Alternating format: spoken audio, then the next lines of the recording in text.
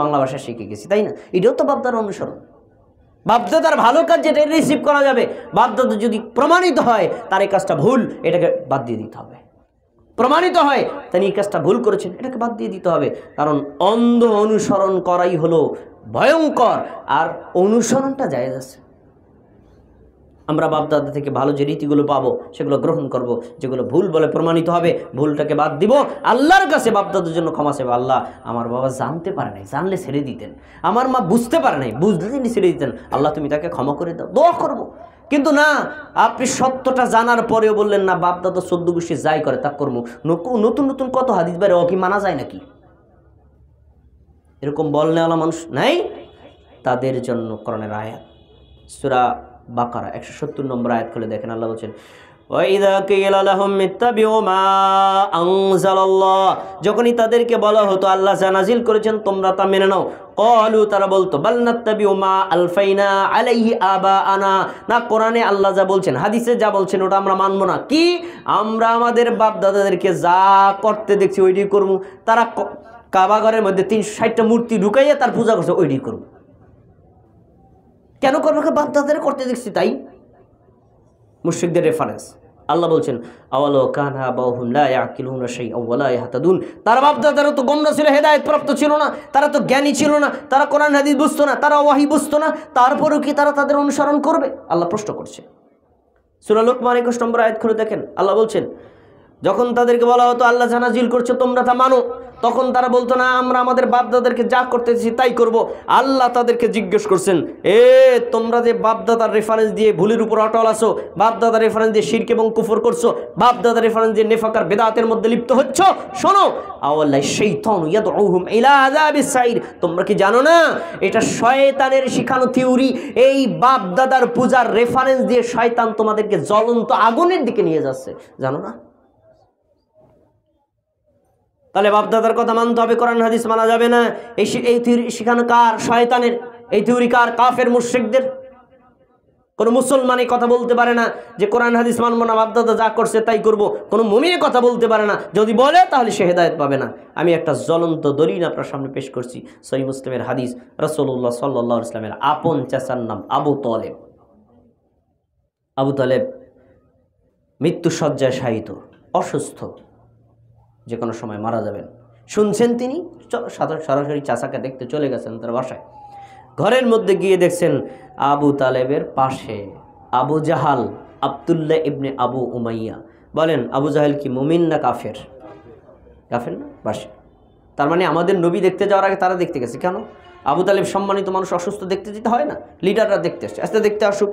নবী সাল্লাল্লাহু আলাইহি ওয়াসাল্লাম গিয়ে বলছেন ইয়া আম্মি কুল লা ইলাহা ইল্লাল্লাহ, আমার চাচা লা ইলাহা ইল্লাল্লাহ বলেন, কালিমাতান আশহাদু লাকা বিহা ইনদাল্লাহি ইয়াউমাল কিয়ামা, আপনি যদি এখন লা ইলাহা ইল্লাল্লাহ বলেন, আমি নবী হয়ে আল্লাহর কাছে বলবো আল্লাহ আমার চাচা লা ইলাহা ইল্লাল্লাহ বলছে, তাকে ক্ষমা করে জান্নাত দেন, আমি সুপারিশ করব, আমি সাক্ষ্য দিব। মকসুদপুরবাসী আরেকটা কথা বলে রাখি, শুনে রাখেন, পৃথিবীর সব মানুষের জন্য নবীর কালেমা ছিল আশহাদু আল্লা ইলাহা ইল্লাল্লাহ, আমি সাক্ষ্য দিচ্ছি আর কোনো আল্লাহ ছাড়া সত্য কোনো ইলাহা নেই, ওয়া আন্না মুহাম্মাদুর রাসূলুল্লাহ, নিশ্চয়ই আমি সাক্ষ্য দিচ্ছি মুহাম্মদ সাল্লাল্লাহু আলাইহি ওয়াসাল্লাম আল্লাহর বান্দা আর রাসূল। আর আবু তালেবের জন্য এই কালেমা ছিল না, শুধু লা ইলাহা ইল্লাল্লাহ বলবে, মুহাম্মদুর রাসূলুল্লাহ বলা লাগবে না। কেন বলা লাগবে না? আরে আমি তো আপনার ভাতিজা, ভাতিজার আবার মুহাম্মদুর রাসূলুল্লাহ কোয়া লাগবে, এটা আপনার আত্মমর্যাদায় ঠেকবে, দরকার নাই। আপনি লা ইলাহা ইল্লাল্লাহ বলেন না, আমি আল্লাহর কাছে সুপারিশ করব, কি চমৎকার অফার। তখন তিনি চিন্তা করলেন মারা তো যাবো, তো লা ইলাহা ইল্লাল্লাহ বলি, একটা মুড তৈরি হয়েছে। তখনই আবু জাহাল বলছে, ফাকাল আবু জাহালিন ইয়া আবা তালিব আতারগাবু আন মিল্লাতি আব্দুল মুত্তালিব, আবু জাহেল বলল আবু তালিব তুমি তোমার বাপদাদার ধর্ম ছেড়ে দিবা, বাপদাদার পূজা ছেড়ে দিবা, বাপদাদার রেশম ছেড়ে দেবা? তাহলে আবু জাহেলের দলিল ছিল কি? কোরআনের আয়াত, হাদিস, ওহী। কি ছিল? বাপদাদা পূজা। আজকেও যে সকল মুমিন আর মুসলিমদের মুখে কথা শোনেন, নতুন নতুন হাদিস বেদায় এগুলো মারা যাবে না, বুখারী মারা যাবে না, মুসলিম মারা যাবে না, তিরমিজি মারা যাবে না, এত কথা বুঝি না শুনি না, বরং বাপদাদা 14 পুরুষ যা করছে তাই করব, এ কথা বলে যারা আবু জাহেলের উত্তরসূরি চেলা চামুন্ডা হলো তারা। হতে পারে মুফতি, সে আবু জাহেলের চেলা চামুন্ডা। কেন? বাপ দাদার রেফারেন্স কোনো মুমিন মুসলমান দেয় না, মুমিন মুসলমান দেয় আল্লাহর ওহির কথা, কোরআনে থাকলে মানবো, হাদিসে থাকলে মানবো, ব্যাস। তা বাপদাদার পূজারি আমাদের সমাজের মানুষ নাই? আছে তো, অনেক আছে। দেখেন আমি একটা উদাহরণ দিচ্ছি।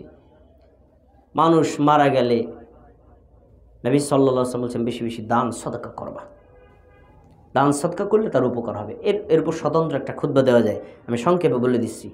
কিন্তু আমরা দান সদকা করতে কি পর্যন্ত পারি না, দান সদকা করতে পারি না, দিবই না। মসজিদে মাদ্রাসা অতি মিসকিন থেকে রাস্তাঘাট তৈরি করা, টিউবওয়েল তৈরি করে দেওয়া, এগুলো করবো না। অথচ তার চাইতে 10 গুণ খরচ করে 40 দিনে লক্ষ লক্ষ টাকা খরচ করে জনগণকে খাওয়াবে। যখনই ধরেন আমার মতো একজনকে দাওয়াত দিতে আইছে, ইমাম সাহেব 40তম দিনে আমার বাবার মৃত্যুবার্ষিকী, আপনি যাবেন। আমি যদি বলি ভাই আপনি তো আয়োজন করবেন, কোনো উপকার হবে না। কারণ 40 খাওয়ানো কোরআনেও নেই, হাদিসেও নেই, নবী সাল্লাল্লাহু আলাইহি ওয়াসাল্লাম করেন নাই। নবী সাল্লাল্লাহু আলাইহি ওয়াসাল্লামের পরিবার লোক মারা গেছে, তার সাহাবীগণ মারা গেছেন মৃত্যুর 40তম দিনে অথবা মৃত্যুবার্ষিকীর দিনে তিনি 2 পয়সাও খাওয়ান নাই। তবে তিনি টাইম ফিক্সড না করে দান সদকা করেছেন, আপনি দান সদকা করেন। তখন বলে ভাই কোরআন হাদিসে না থাকলেও বাপদাদার রসম রেওয়াজ এটা সারা যাবে না। আমি কোটিপতির সন্তান, আমার বাবা মারা গেছেন, আমি একমাত্র সন্তান, আমি যদি গরু কাইটা না খাওয়াই এলাকার লোক বলবে এই লোকটা কোটিপতি, কি সন্তান রেখে গেছে, কুসন্তান, ওরা আমাদেরকে কিছু খাওয়াইলো না। তা কোরআন হাদিস না থাকলেও বাপ দাদার রসম রে যেহেতু আছে তাই করবে। এরকম পূজারী লোক আমাদের সমাজে নাই? তা বাপ দাদার পূজা করবে যারা, হেদায়েত পাবে না তারা। সমাজে বাপ দাদার রসমরাও যে অনেক ভুল আছে, আমরা ভুল জানতে পারার সাথে সাথে বাদ দিয়ে দিব। তারপর বলবেন তা তোমার বাপ দাদা কি জাহান্নামে গেছে? আরে ভাই, অজ্ঞতার কারণে না জেনে আমল করা আর আপনি জানলেন তারপরে না মানলেন কি এক? ভুল করা মানুষের কমন একটা গুণ, কিন্তু ভুল করার পরে, ভুল জানার পরে ভুলের উপর অটল থাকে, এটা মারাত্মক দোষ। আপনি যেহেতু জানলেন এটা কোরআনেও নাই, হাদিসেও নাই, এটা করা যাবে না, এটা করলে বেদাত হয়, তারপরে আপনি কেন বললেন বাপদাদা যা করছে তাই করবো? কেন বললেন আপনি? আপনি কি মুমিন মুসলমান না? যারা বাপদাদার এভাবে পূজা করবেন তারা আল্লাহর পক্ষ থেকে হেদায়েত পাবেন না। প্রিয় ভাইয়েরা, ষষ্ঠ বিষয়, 3 মিনিট খুতবার সময় বেশি হয়ে গেছে।